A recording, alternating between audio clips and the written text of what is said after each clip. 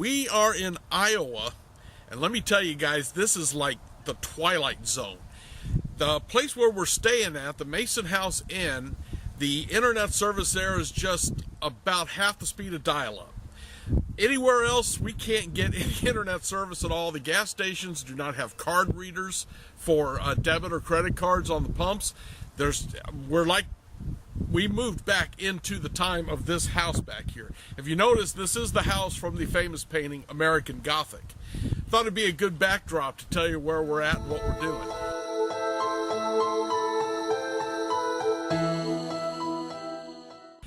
We're actually going to be staying at the Iowa Mason House Bed and Breakfast. The place is pretty cool. It's got a lot of old stuff, very, very haunted. I'm going to be there watching Chris Moon give his courses in ghost hunting 101, 102, and hopefully we're going to get an interview with him and with the folks that run the Mason House. So we're going to see what we can do here and hopefully get out of here alive.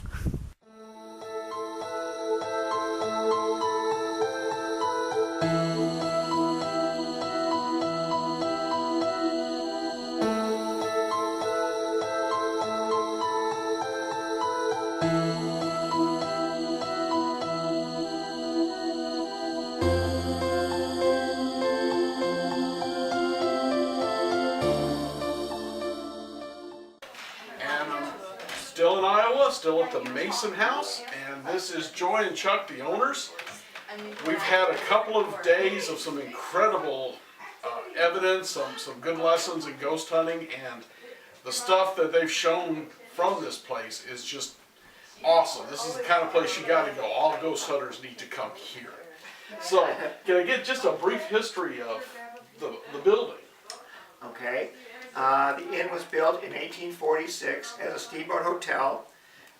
Excuse my voice, it's been a long day.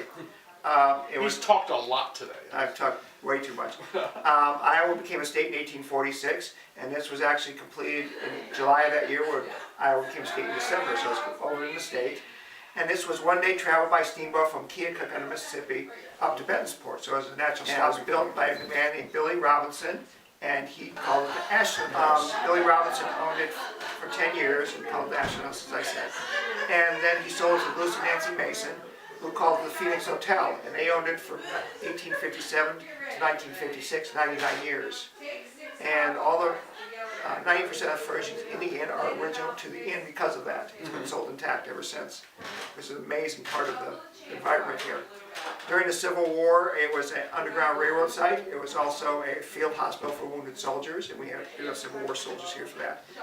And then as the Civil War ended, it went back to a traveling, basically hotel for the You guests. mentioned, kind of in passing, you were meant to get this place.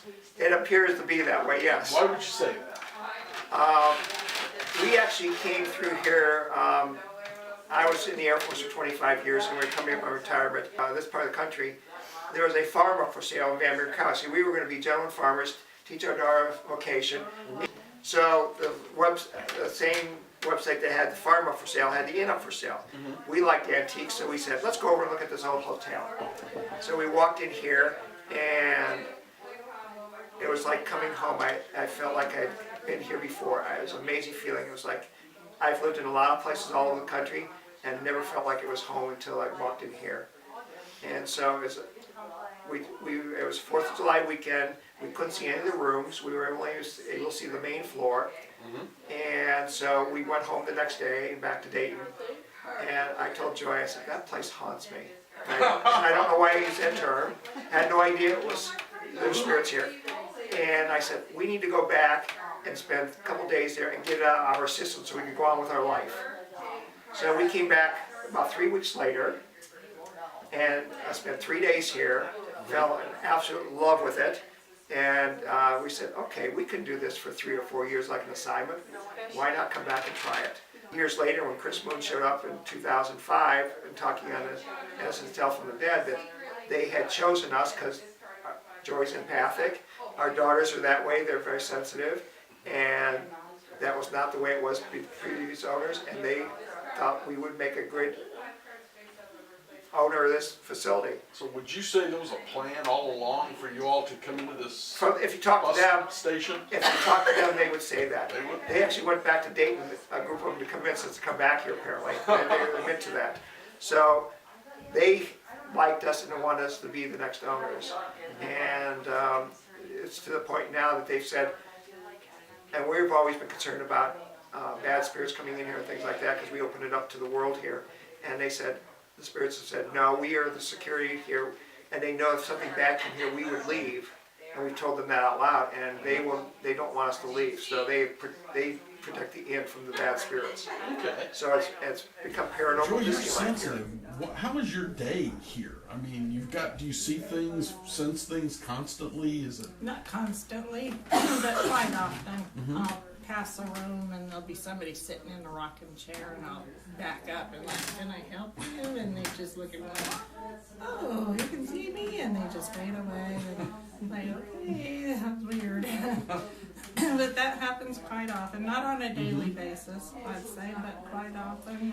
When you And get she a hears them also. She hears She hears chatter in her ears constantly. And it's like being in a They're party talking room. to each other, not necessarily to me. But she hears that. They do call my name, and they poke me and pull my clothes and play with my hair and wake me up at night just to say hi. And when you have other folks like this, because you had a full house the last 2 days. We have There's had been large groups here. And does that change your atmosphere, the way you feel? Do they bring things the in? That, energy really goes pretty high, and I get pretty dizzy because it's just they're going, hurry up! It's Chris. They love Chris. Oh, let's get started. We want the box, and yeah, it gets pretty busy. okay, let's chat about the box for a minute, because I'm sure there's a lot of people who don't know what we're talking about. So, how would you describe it?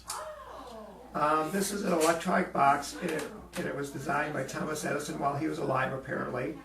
The story goes that his mother was a spiritualist, and she passed away, and he believed that energy is neither created nor destroyed, so there's got to be a way to communicate.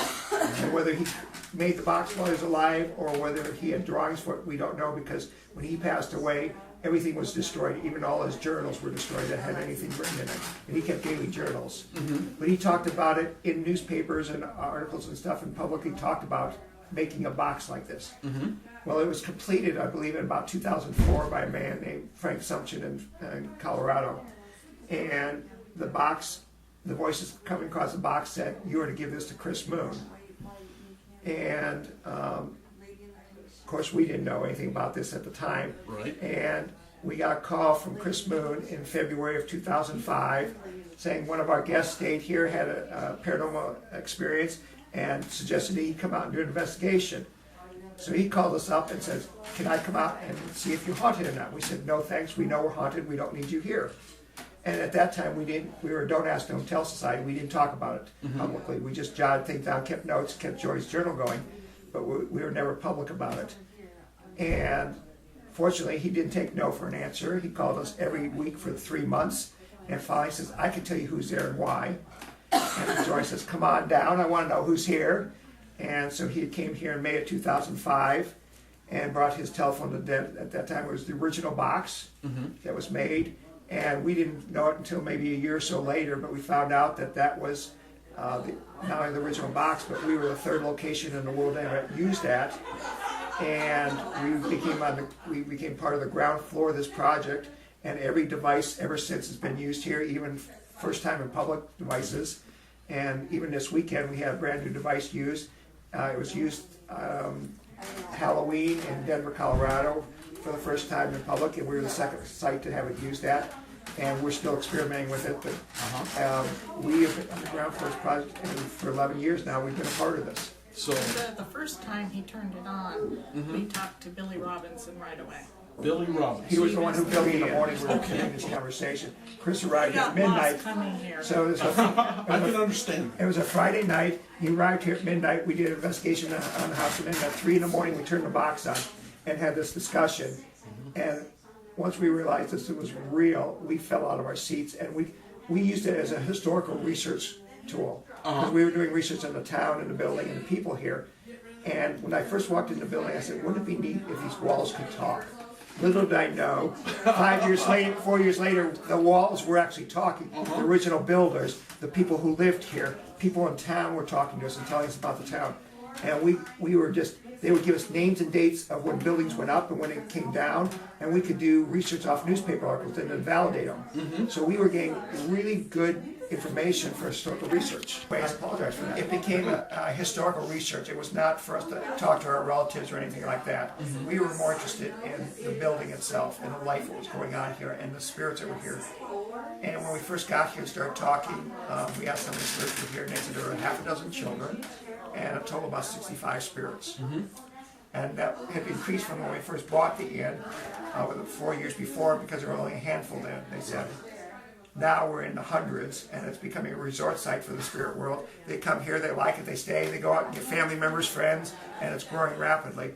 And the more the merrier. But it's all peaceful, all happy spirits. Not... One of our Civil War soldiers, who's the alpha male Harold, he acts as the gatekeeper here. You have to be vetted by Harold in order to come here. And so he controls and maintains the atmosphere here to be like coming to Grandma's house. And he wants it to be like Grandma's house. Well, he knows that if something bad took up residence, we'd be out of here, and they don't want that, so they pretty much guard the place. Okay. Then there was another Civil War spirit here, which is about my favorite story y'all told me last time I was here.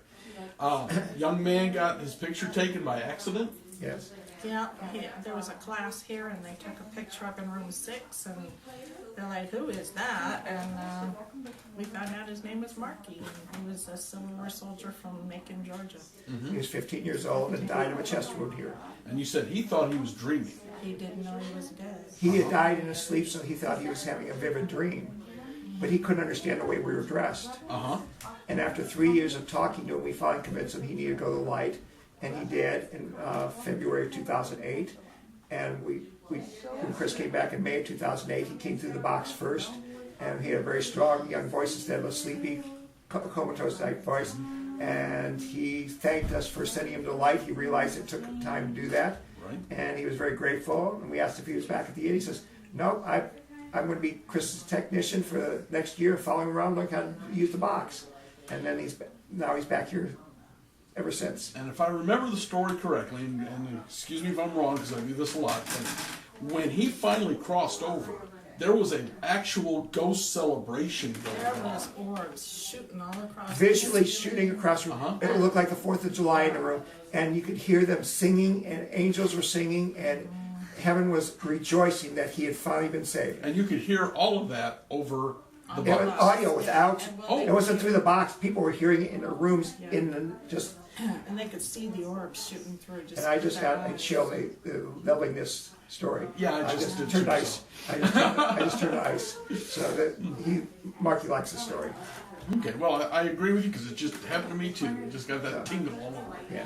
Okay. So yeah, they celebrated that. That was a big day for them. I know you've got a guess, but I got to get one more story. Sure. And that was the one with the picture you found of an unknown person on the street in a suit. Okay. We like to collect things off of eBay that belong to Bentonsport, bring them back to Bentonsport for museum purposes. And there was one picture that we found out there. There was a postcard type picture, and it had the Bentonsport studio name on it.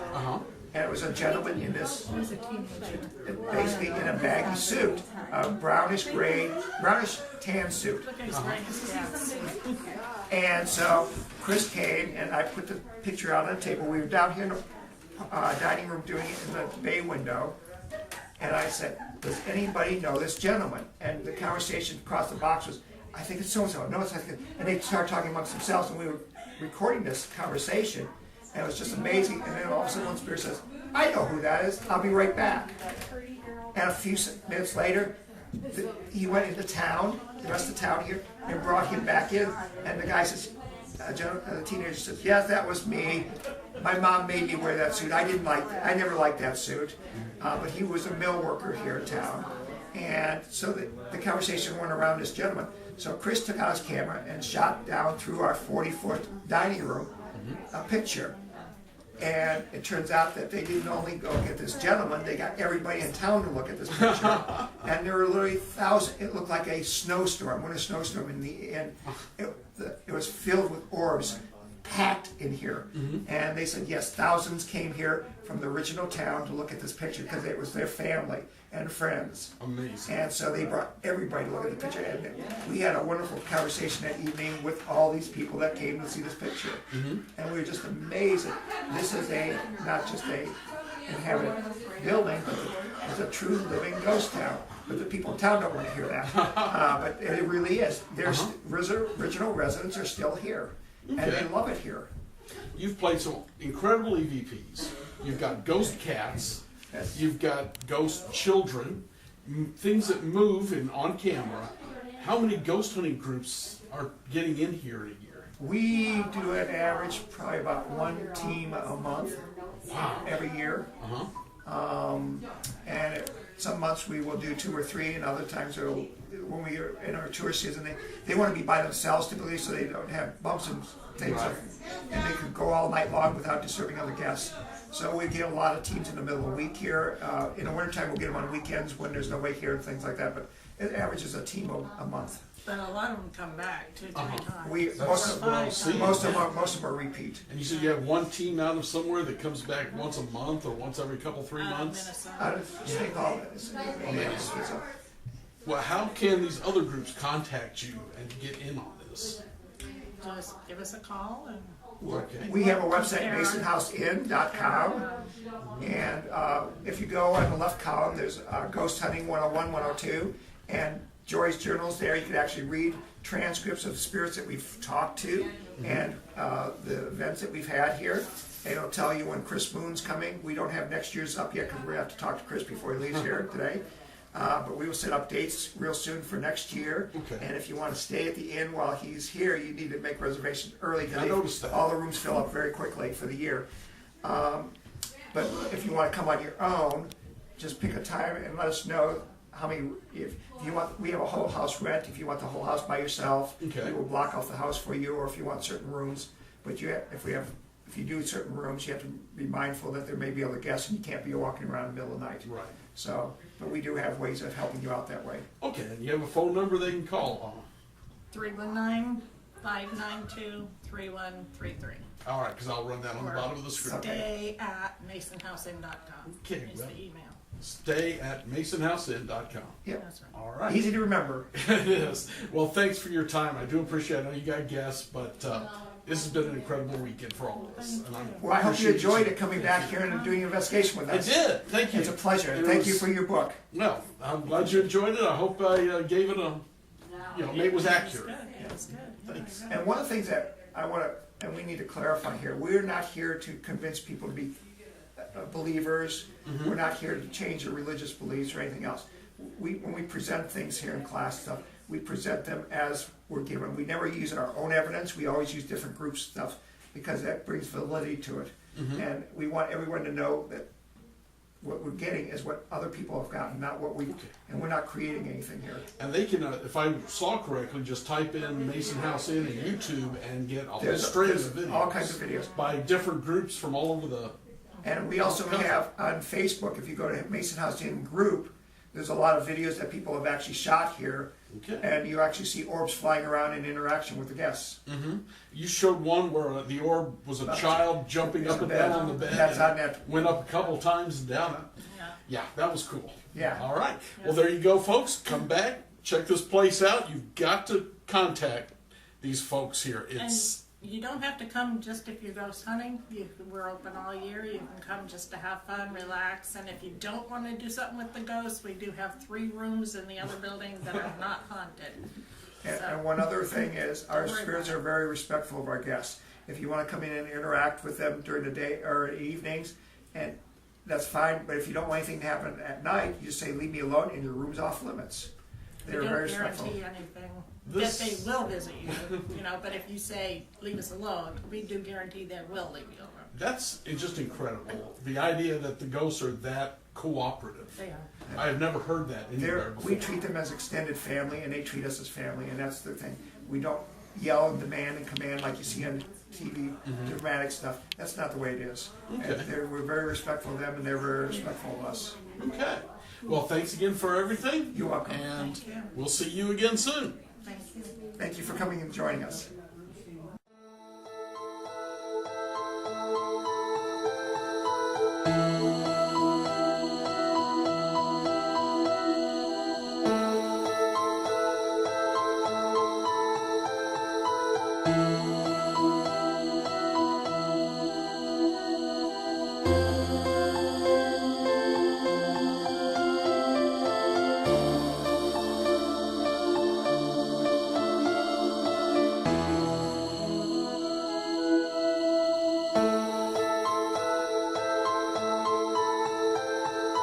Bye.